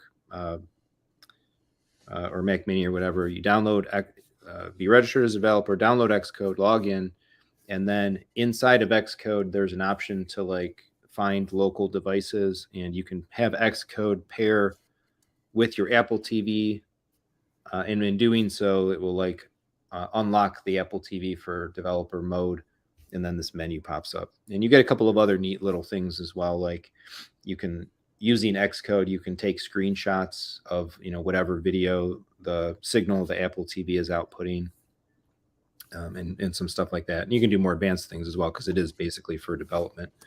But yeah, unfortunately, it's not quite that easy again. yeah. But I might have you run me through that one day, Jeremy, because I just There's picked really up not yeah. I mean, I could You probably got find a your guide MacBook online. Yeah. Yeah. The MacBook Air, and because I remember reading about how to do it, and it's like, well, you need a Mac. I was like, well, this is before I had the MacBook Air. I was like, not gonna go out and buy a Mac just for that. So, I'm interested because I kind of miss back in the day when on Netflix you can have like I can't remember what button you press, but like it would bring up their little thing in the upper left hand corner that would tell you bit rate, audio codec, audio bit rate, and everything. They took that out. It was kind of similar if anybody's ever seen like the YouTube Stats for Nerds thing, where it kind of tells you your buffer size, like your buffer rate and everything. And and I always thought that was cool as a nerd myself, but then they took that away because all the non-nerd folk were like, how do I turn this off? I don't know. That was a bad impression. But yeah, so that would be cool. I would definitely, because I've seen your videos where you kind of go through the bit rates, and I'm always curious, it's kind of like what I'm getting. I don't stream as much as I used to. We actually just canceled most of our streaming services this past couple months. I'm like, we haven't used Netflix or Disney Plus in like 2.5-3 months. It's like, let's cancel for now. But yeah, Kevin, nice to see you, buddy. Thanks for joining. Thanks for stopping by. And he says he wants a simple wall-mounted display, no smart junk in the display. Yeah, I don't tend to use the display Yeah. For any of the smart features. The only time I have my LG connected to the internet is when I do the Kalman calibration, or when I hit, like, basically I do like a measure every 500 hours or something to see if the set's drifted too much, if it's worth spending, the 6 to 8 hours to do a full calibration. Like, honestly, I calibrated it at 400 hours and it hasn't drifted enough at this point, and I'm at like 1100 to really warrant going through another 7 to 8 hours of calibration. But yeah, let's see. Curious. I was wonder what I was at. Where is it at? System. I think it's under general, and then TV. I can't see it. I think it's one over. If you go down to I think it's actually under support, maybe TV management. No, you just had it right there. Yeah, there's 931. Wow. Yeah, a lot of that's Apple Music watching time. No burn-in to speak of yet. Are you concerned at all about burn-in? Now that No, I've not observed even the slightest. I don't think I've even observed the slightest bit of retention or anything to worry about. Yeah, I've read that. I had a plasma for many, many years and never had an issue. And I played games. I think I played 300 or 400 hours of Borderlands, and there's like HUD elements that are just on the screen all the time. Never had an issue, but I was always kind of, just like, I think in the beginning, I was like very kind of cognizant of it, where I was like constantly like, oh, is this something that I have to worry about? And then at some point I just said, screw it. And I just started using the display like I would any other. And that's kind of how I view the LG right now. But reading about, burn-in and how it's actually cumulative, it doesn't really matter if you're, varying your content. If you're just playing 300 hours of a game, it's not really going to matter. But if you're like, if that's all you're playing, that 300 hours still, multiplied by like 6, if you go 600 hours, then that's like no amount of like playing something else will return those pixels to that same. Does that make sense? Like it's just cumulative over time. So that's why a lot of people, are like, oh, I don't have burn-in at all. And then bam, they hit like 5,000 or 6,000 hours. And suddenly they're like, why is this Call of Duty logo or HUD like burned in? Only, and I don't know exactly how it all works, but honestly, it's not like I don't typically keep displays for like 10 years. Yeah. So every 4 or 5 years, I'm like refreshing it out, or, one of the kind of perks of doing what we do is getting the ability to potentially get stuff, at either a discount or for free sometimes. So there's that, that's something I never had before. And so it's still cool to like, have that ability. And, it's very fortunate that I do, but it's like, I'm not typically like, oh, this display is going to last me 10 years. It's like, okay, in the next 4 to 5 years, I'm going to switch to something else or go to a bigger screen or, what have you, just because technology in terms of, especially with HDR, right. It's just pushing like further and further, mini LED stuff like that. I don't know that OLEDs, if you burn in your OLED with a game, you've got larger problems in your life. Yeah, I mean, to be quite honest, gaming for a long time has been really my major source of entertainment. I don't watch as many movies or TV shows as maybe other people, but I do enjoy it. Like, I'm always looking for that game to play, right? Like that's just it's like my bread and butter. But yeah, I think with all these technologies and stuff coming out, I don't know. I mean, I do kind of see OLED eventually maybe going the way of plasma, where it's like technology gets to a point where like OLED's kind of like the inefficient brother. Right. To the, it's like, well, we can get super bright, we can turn all these pixels off now. Why is OLED still, so yeah. But I think that's maybe a 10 to 15 year outlook, right, more or less.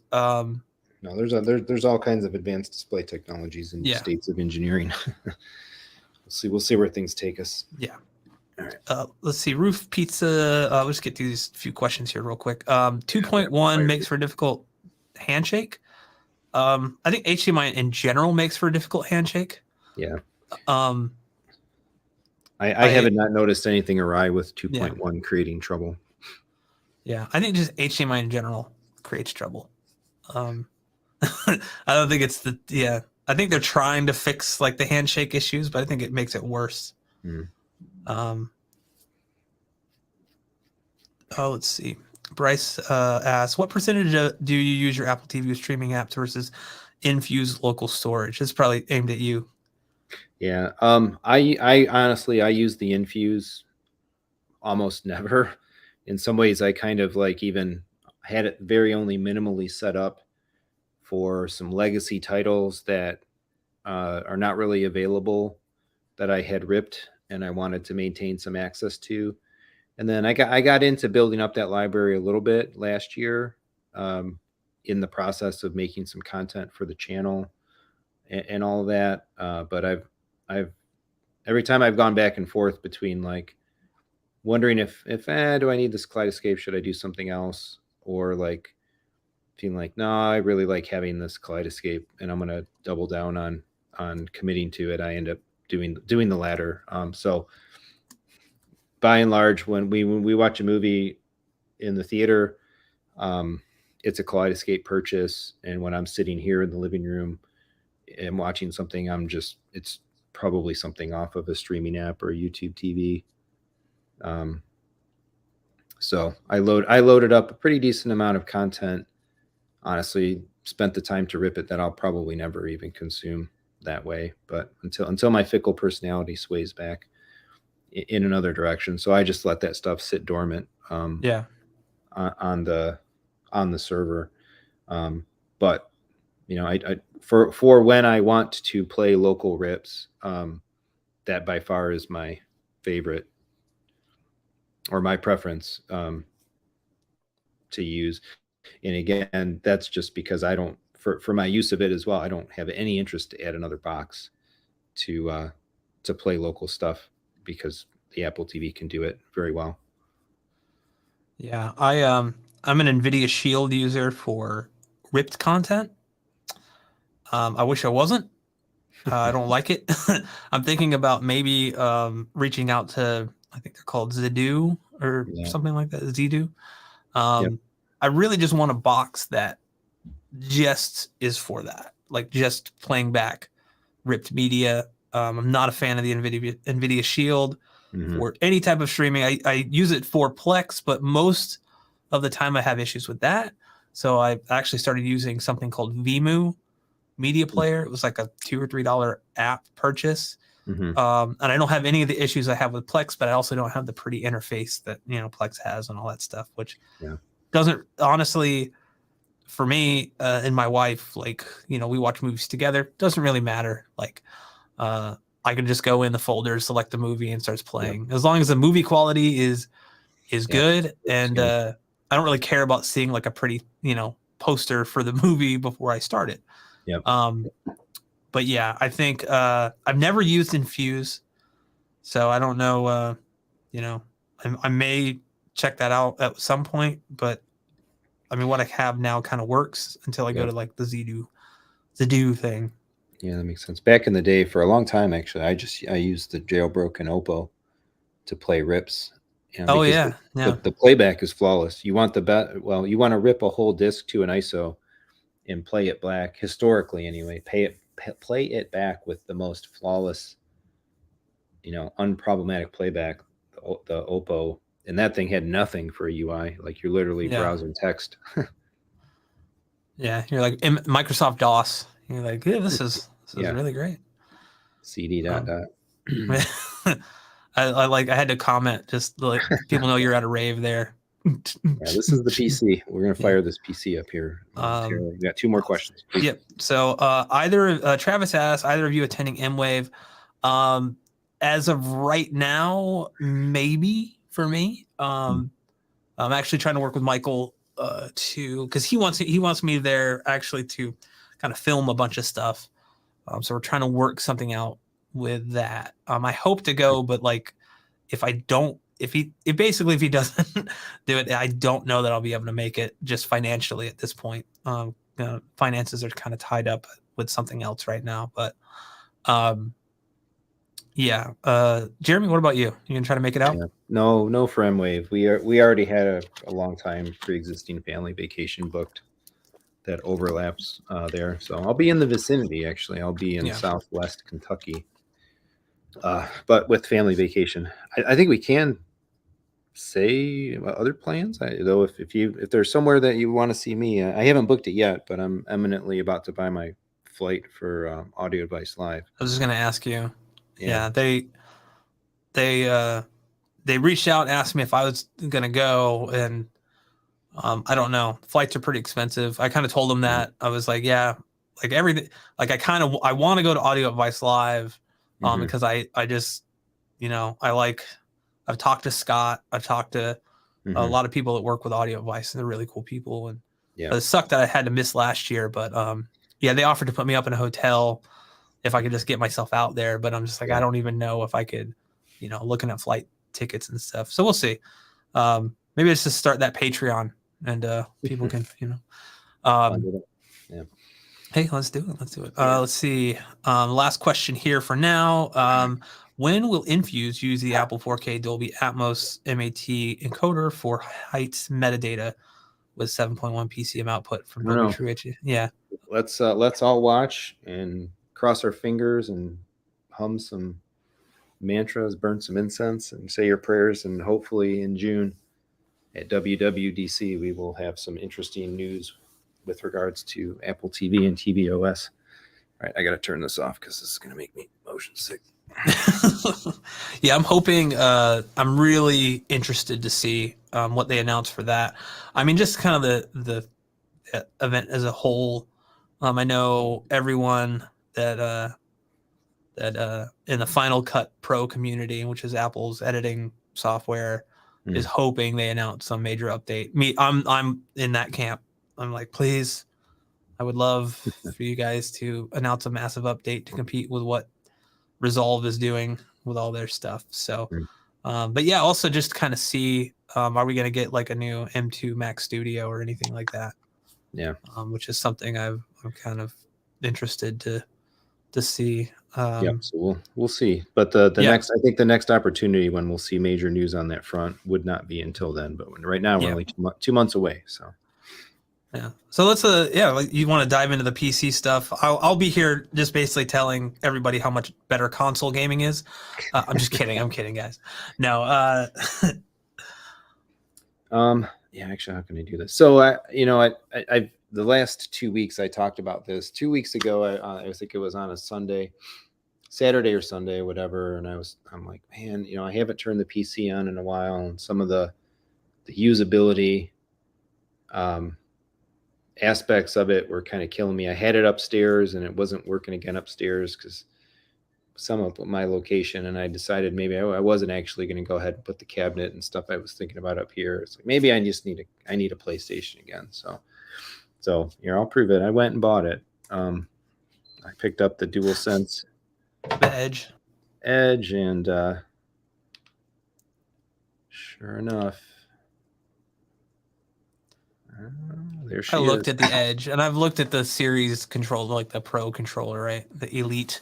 Yeah. And it's like, I mean, I know I play a lot of games, and I already have like 3 controllers for each console, but I'm like, are these controllers that much better to warrant me spending astronomically more than a single controller costs? And my answer to that was no. I mean, I have to say, if you're a PlayStation gamer and you want to spend the money, go buy it. I think this thing is fantastic. I'll just say it that way. I love the way they did the paddles as like nubs and not just paddles. I think these are like incredibly easier to hit, and like the function stuff where I can hit the function button and I can bring up and auto quick switch these profiles, and then I can go in here and assign these. to me, like this actually all this stuff works a lot nicer, quicker, easier, faster than even the Elite controller does. And this a little more textured and all that. I didn't really play with this thing too much to be able to like change the sticks out. It's a little more involved, I think. Oops, I just broke it. Okay, maybe it's not more involved. I thought I just didn't pull hard enough the first time. But they have, different tops. There we go. Different tops. Yeah, I think they just snap off. Yeah. Yeah. And some other things that kind of come in the whole case. So granted, the Elites now are actually a value compared to this because this thing hasn't really gone on sale, I don't think yet. And it's $200. Yeah. What's the battery life been like on it? It's lower. It is lower. Yeah. I keeping this thing out, I feel like this thing drains faster than any PlayStation controller than I ever kind of recall draining before. I'd be real curious, only because basically I've always found that the PS5 controllers like to tell you really early when their battery is low, so it'll pop up the message saying, hey, charge your controller soon, and you literally have like another like hour to 2 hours out of it before you have to that's always been my experience, where it's like I can keep using this thing until until it shuts off. Not that I recommend doing that, but it's like normally not as like time intensive as they or time sensitive as they kind of make it out to be. Yeah. So I wonder if there's like the difference between like the time that it tells you to charge it versus like how long you actually have left.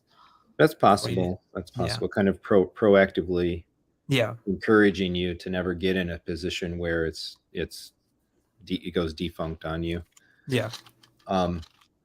So this last week and a half, I did the one stream I was talking about possibly maybe going and buying it.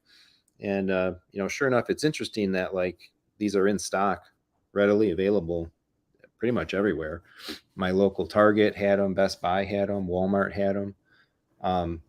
Seemed like there was less Xboxes around, a lot of PlayStations in stock. And I'm astounded by like I don't want to go too much on a tangent, but some of the sales numbers too that were coming out where like they were the numbers that just came out of the UK and like how year over year, I think PlayStation was up like 180 some percent, and Xbox and Switch were both down. And PlayStations now make up whatever 60% of the console market, new sales or whatever in Europe. It's just nuts, like the Sony domination. Anyway, I enjoy the business side of this hobby too. So I picked this thing up and I was playing it, and I find myself very much drawn to it again until I play the equivalent games on the computer, and I fall back to the same kind of element of fidelity. And I was remembering too a couple more like some of the warts, I guess, of console gaming really becoming too much like PC gaming, where do you want quality mode, or do you want performance mode, or do you want ray tracing performance mode, and then do you not want 120 hertz on top of that? And now we have 16 permutations of settings on a console that put you in the same analysis paralysis, paradox of choice of what do you actually want to run in your system. So and I was also bumming a little bit more too on the idea that like I think Microsoft really got it right with quick resume. Yes. Particularly being able to quick resume every game, whereas on the PlayStation you can kind of have one game in a playable state, but not a multi-game quick resume. Because one of the things that was turning me off a little bit to the PC and sometimes making it easier to say like I'm just not going to bother playing games. I'm sitting here, I'm cozy on the couch, I got my iPad. If I'm going to play the PC, it's got to boot up. I got to get through Steam. The game's going to have to load from scratch, and first world problems and whatever. Right. But late at night when I'm tired after the kids go to bed, there's merit to being able to be in a game within like just a matter of seconds. Yeah. But the reality is, one game resume is not enough. Like they really need to get at least 2 or something. Maybe not as ubiquitous as what Xbox has done, but even quick resume for 2 games would make a big difference, meaning 2 different people in the household could be able to quick resume games, or I'd be able to have a single player game started and quick resume it, and then we'd be able to play a family game and it doesn't force my other game to quick resume as well. But my ultimate take on this is like, I could, if every game on console looked like a Sony first party game, then I think I think I'd be happy. I think I'd be all set. Yeah. And I don't, there's just something like Sony games on console look better than they have any right to. It's kind of the way that I've said it a number of times. But then you pull up these same titles. Now this is going to take a minute because I'm going to switch back over here. And then over here, I've got the Elite controllers. Pretty cool feature, actually. I just recently we discovered, my son and I were tinkering around, is the ability to customize the lights on the Elites. So now everybody's controllers has their own colors, which is pretty Didn't even cool. know that was a thing. Didn't even know. Yeah. Yeah, it's in the Xbox accessories app. You can actually tie if you're using them on the console, you can tie the colors to your profile color, which is pretty cool. So we always playing the Xbox, we always differentiated the colors based on the family member. So I'm blue. That son is green, my wife is red, my daughter's purple and stuff. But Steam, the problem is Steam also wants to assign its own colors. Of course, yeah. So Steam overrides the Xbox accessories. So the left hand and the right hand don't know what each other is doing there. But I want to preface this as well, actually, just to throw this out there. This is the Steam Deck UI. So I'm running a beta version of Steam. I did make a video on this. It was in my ultimate PC consoleized PC tips. I talked about this in that video, but man, this is just absolutely fantastic. Navigating entirely the PC gaming experience down to settings and library and updates, all of it with a controller, full screen. They need to. If I was Gabe or whatever, I would be having a whole team of dedicated developers working quadruple time to get this UI locked down for general release. I don't know why it's taking so long and why it's still in beta, because it's really just fantastic. It really does turn a PC into a solid console experience. For those that don't know as well, I guess I should probably make a statement. This is a pretty top end gaming PC. We're talking about I got 11900K CPU, so I am 2 generations behind, but that's still the top end chip. That's not even 2-ish years old. 32 gig of RAM, PCI Gen 4, 2 terabyte SSD. So we've got equivalent loading speeds to what the consoles are running. And then, of course, a 4090 GPU. Do you find with Spider-Man that the load times are comparable to what the PlayStation can do? Because a lot of the times it's never mind. I just saw it in real time. Yeah, no, I think to me, even with the improvements that we've seen in the console space in general, the PC still loads overall faster. Yeah. For whatever reason, and that's even without the kind of coming or impending use of the direct storage APIs and stuff. But it's a little hard. I don't know how much of this is actually going to translate in the stream, but this is the thing that just brings me back to PC gaming. I wonder if I can get to I probably, this is the bummer. This is the one bummer about it is I freaking platinum this game on console. Got nothing to do. Sony, why can't I? Well, I want my save, right? Why Oh can't yeah, it be yeah, my- yeah. I want my save Cross router, save. right? Yeah. I mean, Uh, I mean, yeah. I want to point out that like, we're talking about this stuff, but the fact of the matter is, like, you can buy 3 PS5s for the price of the graphics card that you're using, right? So, Yep. that's something to keep in mind. If you want the most premium experience that you possibly can get, like the high end stuff, you're gonna pay that premium price, right? Like, it's not like, to me, it's like too. It's always like, I love PC gaming, but it is inherently more expensive yes. than Yeah. console Incredibly so. if you want to be kind of at the forefront of technology. And I don't think most people even, the 4090 is amazing, but I don't think most people need that. Even something like a 4070 Ti or a 4080 will run circles around what the consoles can do, provided the game is optimized well enough. Otherwise, you're we can talk about that ad nauseum about PC port optimization these days. Yeah. Let me see if I can get over to the city in the same part of the map really quick here.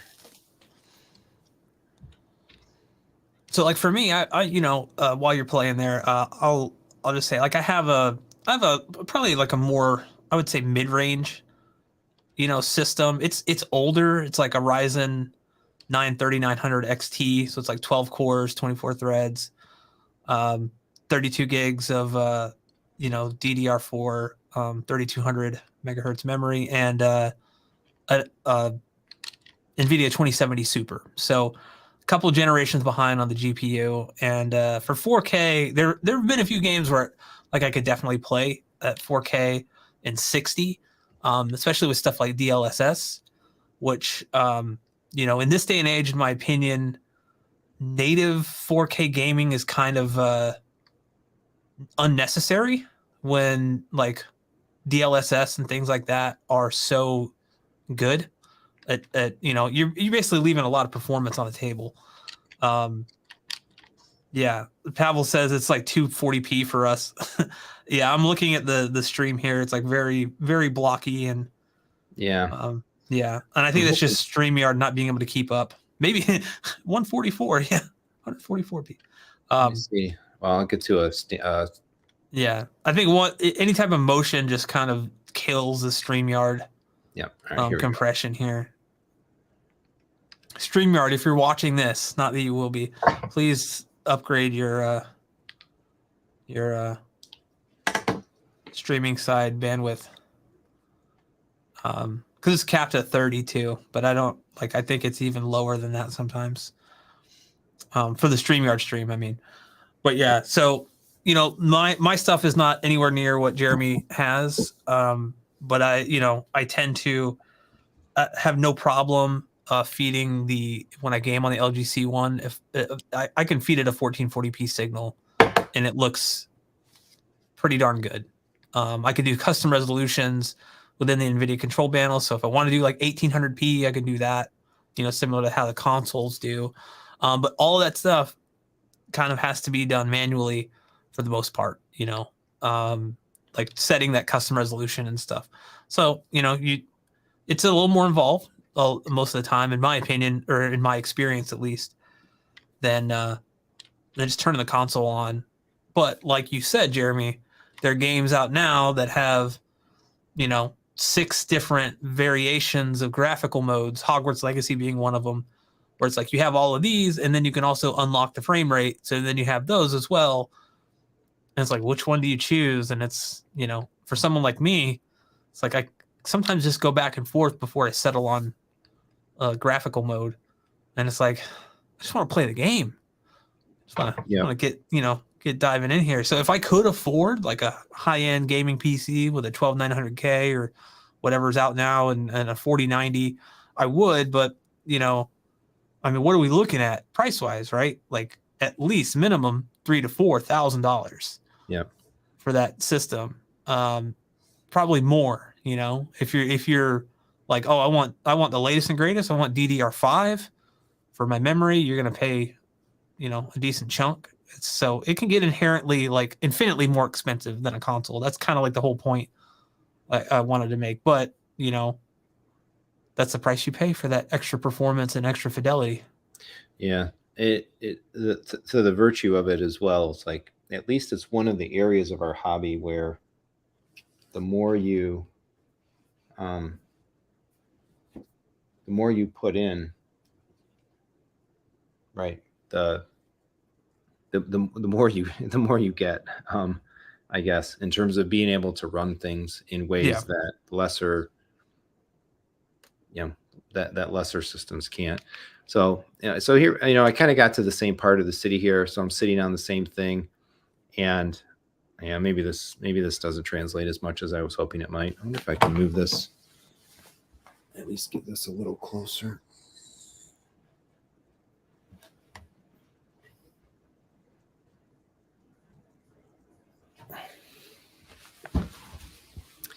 So this is the PlayStation, and I think particularly on these Sony games, like to me, this looks awesome until you do this, and then it doesn't. But this game, and that's like the Sony games on console look so great for what they are. The Sony games on PC are that much better. I could bring myself, I think, to have a PlayStation to play Sony first party games a lot easier. But let me jump over to Batman.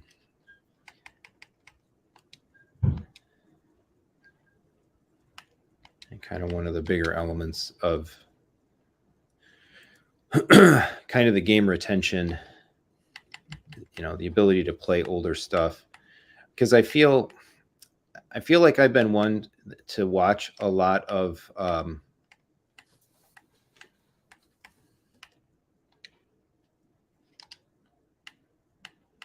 it's not giving me, here we go, PC problems. I can't get to the play button. To watch a lot of those Digital Foundry, a lot of content makers make, compare the modes, this versus that. And to me, like, you watch a lot of those and they don't seem very profound. But for the most part, like, I have never opened a game on PC and then opened the equivalent game on console and not been astounded by like the differences of what I see. And particularly for somebody like me that, I've got a pretty significant game backlog. There's been way more games that have been released that I would like to play than I would actually have played or have dedicated the time to play. So, spending time, I'll actually, I'm not always necessarily playing the latest and greatest titles. I don't remember when this game actually came out. What was this, 2016? This game in particular had a very troubling PC launch. Yeah. Now it runs great by virtue of brute force. Yeah. Still not perfect, but it's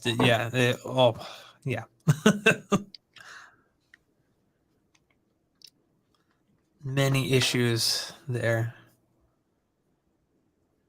Back in the beginning, and so what's funny, I mentioned that earlier about PC games and optimization and stuff, and the game is a perfect example, where people are like, oh, PC games here lately have been really like, kind of like their ports have been really underwhelming, or like they just don't perform well. And it's like, no, this has been going on for a while. If we look back at this, if we look back at other games that have come out over the years, not every game is like this. Every like some games are just really well optimized, but this is thankfully they've updated this. I've actually have this on PC as well. And it is it is a much better experience than it was when it launched, for sure. So like right off the bat, like to me, this game is so dark. Like I can't even see, and I don't know if they do that on purpose to cover stuff up. I don't know if that's an HDR implementation thing or like it's a PC lighting thing. The the loading menus and stuff look okay, but you know, I couldn't even see Batman's face on the main screen there, and it's like I think they do that intentionally. It was like that on the console. I could be wrong on that. Is the actual game that dark? I can't remember. Like I remember it looking pretty. I'm in the clock tower, so I'm in different parts of the city. But man, like this is a game that needed to be updated. Like, right? It needed a next gen upgrade. This came out close enough to the new consoles coming out that it's, and you know, it's Batman. It's like one of the most popular and important comic book properties out there. How this game never got a next gen patch to get it running like 4K 60 baffles me. But like, to me, this game just is like, it looks like it's melting on console and on PC. I don't know how much, again. Maybe this didn't work out. Yeah, we as well can't tell at all. Like, yeah, it's hard to. Yeah, it looks identical, in that it looks like 240p YouTube on my end. I think that's what other people are seeing. Yeah. All right. Wow, that's a bummer. So but that speaks to the kind of thing. Like I again, I've never been nothing but amazed in any game, from the simplest titles like Lego to the family stuff, like even like the Overcooked games and stuff, to something like this, to Spider-Man. What PC adds to it. Yeah, so I guess that's my soapbox. So I think, despite some of the hiccups, and committing to the cost of the platform, the long story short of it is, I think I'm taking the PlayStation back. Now, I know, like you commented earlier, right? You're good. You like having the choices of having the multiple platforms and stuff. Like, to me personally, it serves my state, my mental wellness better to eliminate choices and try to get committed to lesser one platform. I felt good getting down to one main platform for gaming. I was second guessing that a little bit because of some of the shortcomings of the platform, but after really seeing it again, I kind of had to experience it for myself again to feel 100% committed. I mean, I should also add that for me, it's also about the community. Like, I have a lot of friends, and they also have all the different consoles. So if they have, if a game comes out on the Xbox, we can play co-op there. Because we typically just play co-op. We don't do any like multiplayer competitive, stuff like that. So, but if a game comes out on the Xbox, we can play it there. If it's on the PC, we can play it there. Sometimes there's that cross-play functionality between games. Or if it's on the PlayStation. So like, that's a huge part of it for me too, is like, I want to have the availability to be like, oh yeah, I want to play that, so it's like, I do play mainly single player games most of the time, but there are bouts of like, maybe a month or two where I'm playing a lot of co-op games over those 2 months. And so having the ability to just go, oh, you know what, I'm here, like, on the PlayStation. Okay. Oh, you guys want to play this game on the Xbox? Cool. We can do that. So just having that flexibility too has always been like cool for me. And it also allows me to like connect with, like there's one of my friends I've known for over 20 years, never met him in real life, but like I've known him like before his kid was born, which was crazy to think about. And now his kid's like, 20 years old. And it's like, what? I remember, like, before, like, he was even there. It's like, so it just allows us to like connect, and he has like all the consoles too. So, we'll kind of talk and go, hey, like, what games are coming out you're interested in? Where are you getting Diablo 4? That kind of thing. So it's very cool. Very cool. I was just trying to, no, I agree that's huge. My gaming community my gaming communities have kind of fallen off over the years a bit. Yeah. I mean, I've remained friends with a lot of my like original guys, but there's only like maybe a handful of people that I kind of am in rotation with in terms of like playing and talking to. So yeah, it wasn't what it used to be. I didn't think, you know, we all kind of like, for lack of a better term, grow up and, you know, get busy with our lives and stuff and have, you know, families and kids and things like that. So it becomes harder to devote as much time between jobs, family, kids. You know, luckily I do basically YouTube for a living. So it's like, does allow me the flexibility to kind of like do what I want with that. But, you know, sometimes it's also hard because I'm just like, well, I want to make content on this, but it's not really like going to fit with the channel. So it's like, I don't know if I want to go down that road, you know, just yet. So. All right. Well, this was, I'm bummed to say this was a little bit of a bust, at least in terms of the streaming quality. Yeah. The what I was hoping to have translate through, not quite making it. Yeah. It's hard because like you almost have to just take pictures, right? Like high res pictures and then share those. Yeah. Because StreamYard in particular has been kind of, I don't even think it's your internet connection. I think it's literally on StreamYard's end here. Yeah.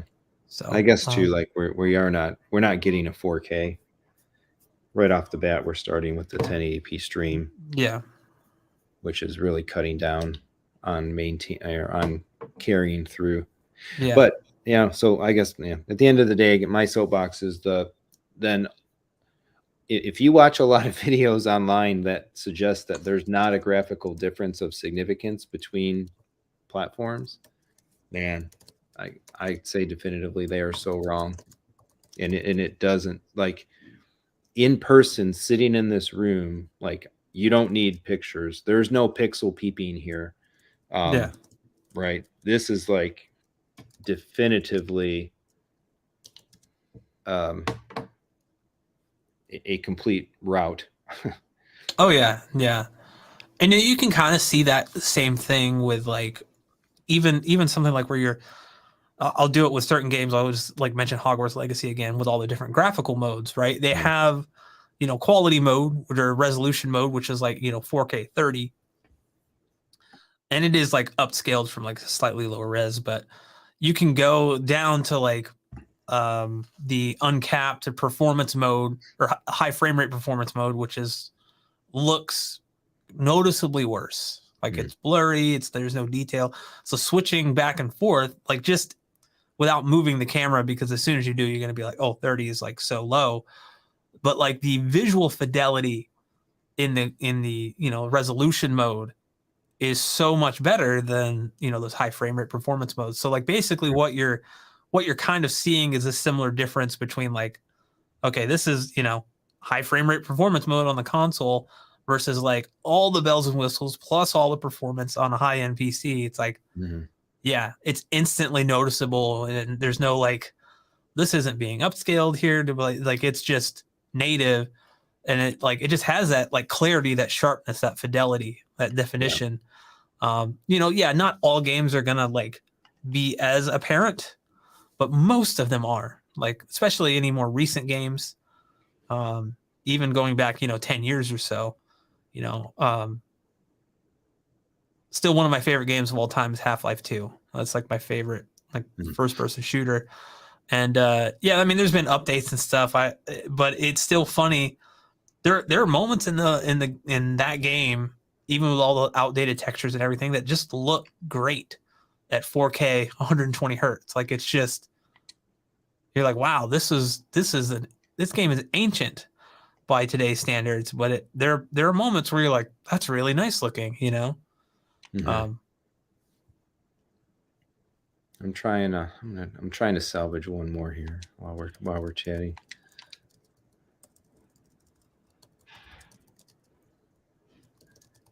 See how this I'm not actually on the carrier.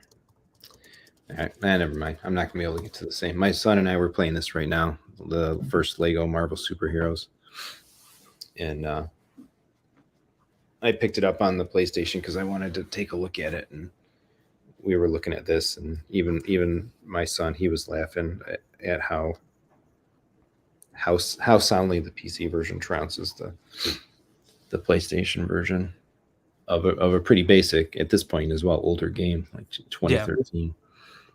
Yeah. So especially like that, when you have a game that was like literally targeting, the base PlayStation 4, Mm-hmm. you're not, you can play it on the PS5, but like you're not getting it. Yep. Yeah. Which goes back to the idea of like the game retention and being able to have a history of titles that benefit from newer hardware and being able to always run Crossfire. those I higher mentioned that crossfired 6970s. Man, I remember I wanted dual graphics cards so bad. I was like, I'm gonna do this, and then it's like now it's like not really even a thing anymore. Like you can do it, but it's like you aren't really gaining much performance because most games don't even. I don't think they utilize it anymore. They don't even. Yeah. I remember not to go too off topic here, but I remember building a computer just to play Doom 3. And at that time, I mean, I had to go with the budget stuff, but I was like, this is so amazing. And now you look at that game and you're like, oh, okay. Like it looks great, but for the time period, the kind of remaster or whatever they did to it, the BFG edition, I think it looks better, but yeah, it's just, oh man. Yeah. I remember playing that game going like, wow, you can't get this on a console right now. Like this is nuts. And look how far we come now. Like we're, I mean, we're astronomically more expensive than we were back then for a lot of stuff. I don't think you were spending, I mean, you probably could spend $5 or $6 grand on a computer easily. Now that I think about it, disregard that last thing I said. Yeah, I still feel like you got a lot. What feels like a lot more for less money.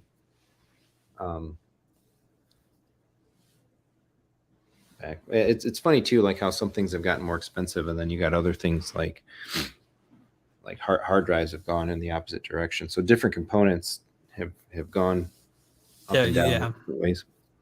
Yeah, they're kind of all over the place. A lot of the times with they fluctuate constantly, or it's like, now I'm looking at like hard drives and I'm like, wow, you can get a 2 terabyte SSD NVMe drive like Gen 4 for like, I don't know, $100, $120. Yep.